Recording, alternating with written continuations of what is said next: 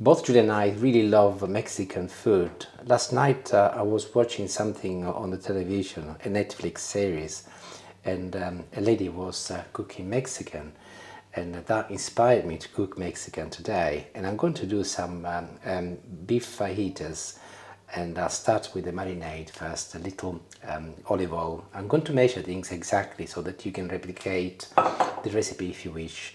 So a couple of tablespoons of olive oil. This is red wine vinegar, and I'll be using 1 tablespoon, followed by some Worcester sauce. Here, this is what we have in the UK.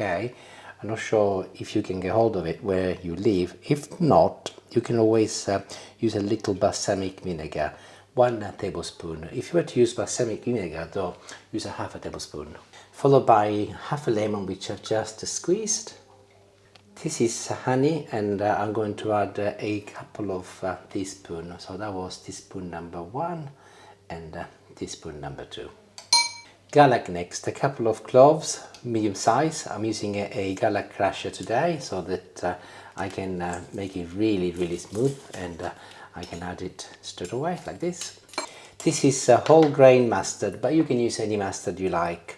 And I'm going to level up 1 teaspoon, and I will add it in. This is paprika, smoked in my case, but you can use unsmoked if you wish. And I am measuring 1 level teaspoon.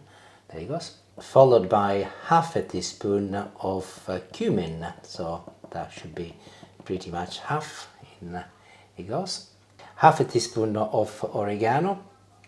And if you like them, you can also add a little pinch of chili flakes. That is entirely up to you, optional, and if you don't like spicy food, do not add any, but it's quite nice. And I'll finish off with some salt and pepper. Entirely up to you, of course, how much you put in. And this is ready. Here I've got a couple of steaks. They are actually about between 1.5 to 2 centimeters thick.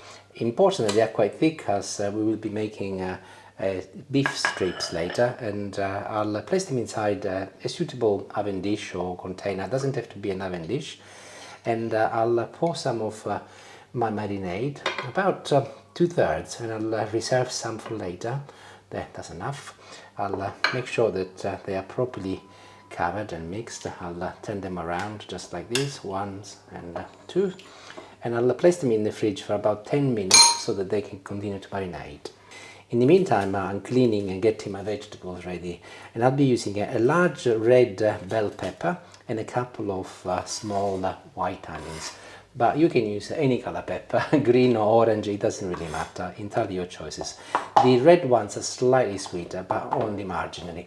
And having sliced it in half, I'm gonna go this way, and I'll cut it in little strips, about 1 centimeter each piece, just like this. And I'm now doing something very similar with the onions. I'm chopping them in half first, then I'll turn them flat, and I'm going this way and cutting them in approximately 1 centimeter pieces also. So that's the second piece. I've got a cast iron skillet which is now nice and hot, and I'm going to add my steak, 1 and 2. Temperature is medium high, and I will leave them to sizzle for 2 to 3 minutes because we like them medium rare, and then I'll turn them around.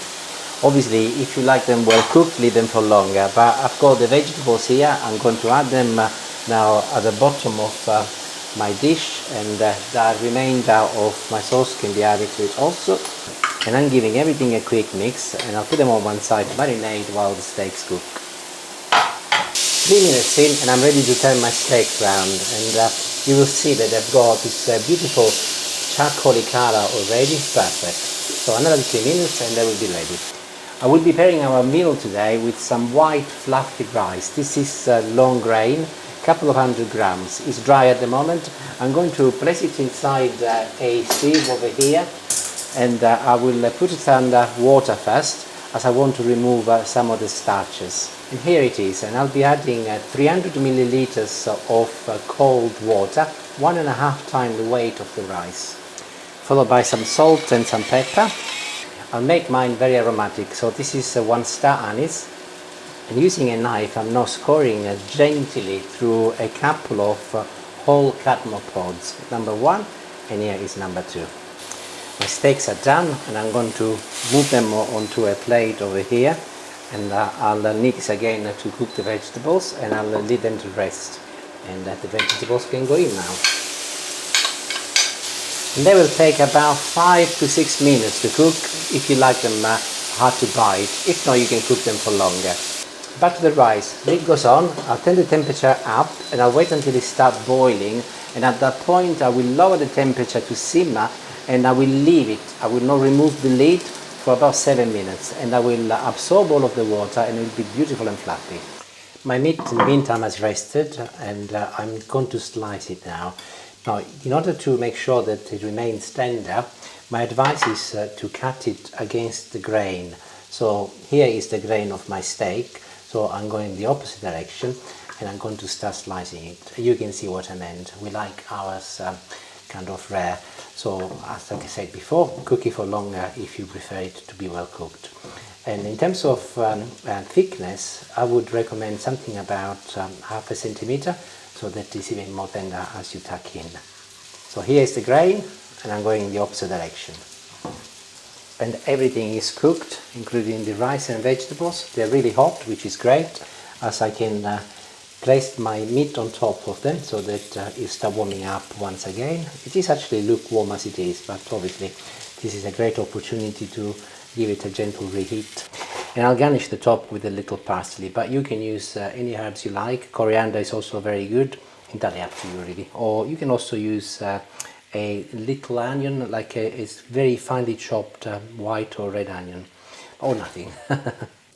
My rice is ready. I did say to you it was going to be beautiful and fluffy. Here it is. I've removed the various spices, otherwise it could be quite unpleasant, and this is also ready, and it's actually really lovely. It's one of the best way, I think, that we enjoy rice. I'll just try to make sure it's cooked properly, and it's perfect. And I'll just try this, and I'll let you know what it's like. A little piece of red pepper maybe, and an onion, and then I'll go and eat before it gets cold. It's perfect, delicious, and also I think it's far more economic than buying the ready-made sachets, and you know what you've done because you made it at home. Let me know if you make it and how you get on. Thank you for watching. Ciao, ciao.